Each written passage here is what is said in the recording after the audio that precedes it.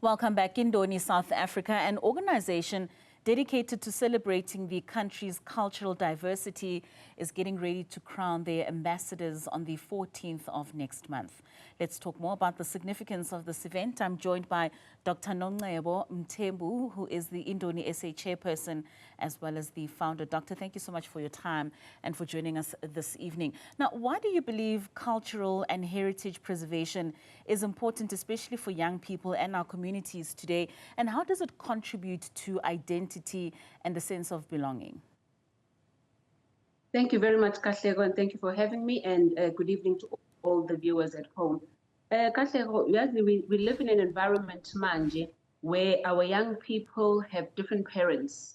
The social media is their parent. The child at school is their parent. So if we don't take that baton and teach our young people, firstly, about who they are, we lose our children to social media.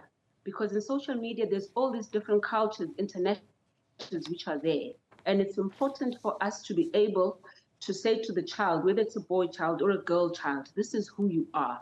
This is your roots. This is your culture. This is our family principles, so that when they go out to the world, to the huge global world and all the different cultures that are there, this child is grounded in their identity and it's grounded in who they are, so that all the social ills that are out there, they are not shaken by them. So that their identity, who they are, the self-respect for themselves is not influenced by a friend or an influencer or someone that they admire on social media. So you will remember that through Indoni Culture Schools, the program, as much as now being December, we are culminating the end of our program where we choose the ambassador of each and every culture who will represent South Africa now, which we call the Indoni Miss and Mr., because we have boys as well in our program. So we have the Miss and Mr. Indoni Cultural South Africa.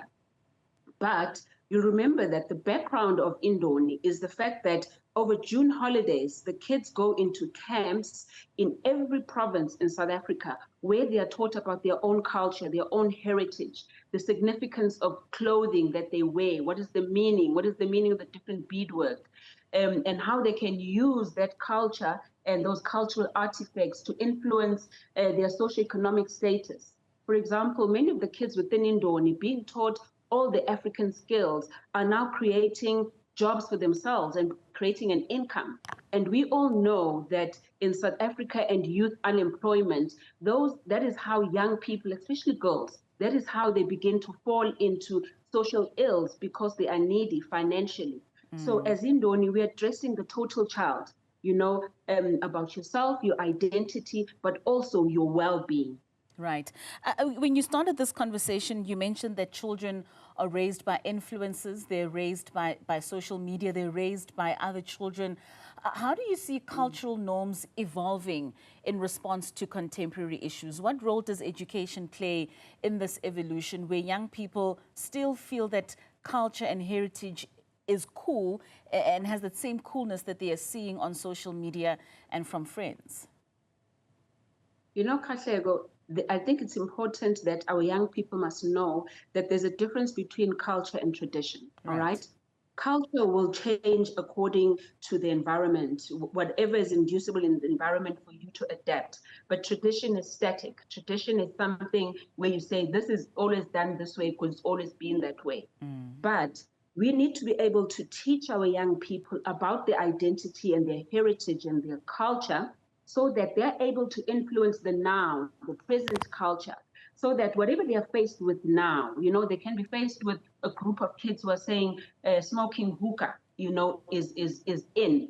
But when you know yourself and you are favoring who you are, you'll have a standpoint rather than being influenced by someone. You'll have a standpoint based on you knowing yourself and treasuring yourself.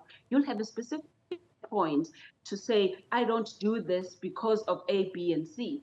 So it's not necessary for us to say young people must be traditionalists and, do Zulu stuff or Xhosa stuff, but it's the fundamentals that every African culture teaches a child.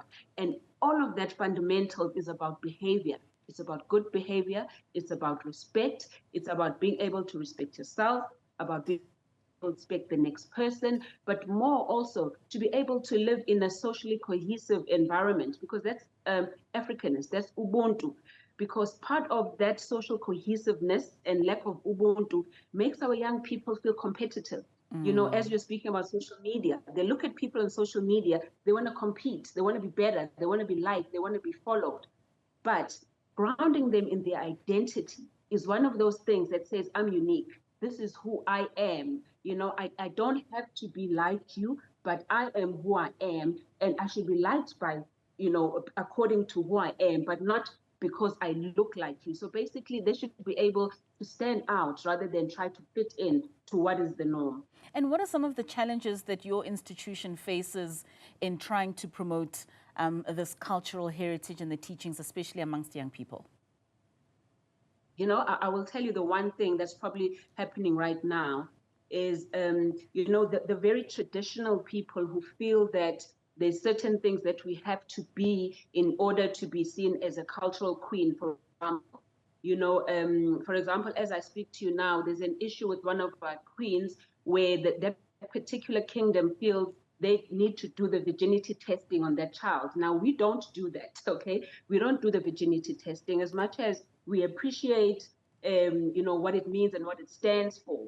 But our young girls should be able to be believed when someone says, this is who I am, my body is pure, and we don't have to then subject them to certain traditional norms that force them to do stuff they don't want. So that is actually something we're faced with now, where a young girl is being forced to go through this particular kingdom so that she's done virginity testing. And this is something she doesn't believe in. But within our own criteria as Indoni, she is one, you know, she fits in with her leadership skills and the person that she is. So the challenges that we face is the mingling of people who are then the traditional people who feel that culture shouldn't change, who feel that what we are doing should be exactly statically traditional. And yet for us as Indoni, we are saying, let's take the good things out of our culture. Let's take what we can then take into our kids now that will shape them to be better people, that will shape them to be able to withstand the pressures that they have now, but not judge them and put them under more scrutiny for them to fit into a particular shell of what tradition is supposed to be. You mentioned earlier on that when we don't understand our traditions and we're not in tune with our culture, there's often a lack of harmony within the communities that we live in. In what ways do cultural practices influence perceptions of gender and contribute to issues of GBV?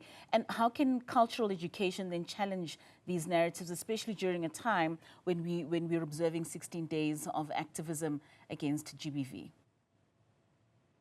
You know, very important is that organizations like us, like Indoni, who are dwelling more on the girl child, organizations should also be dwelling on the boy child.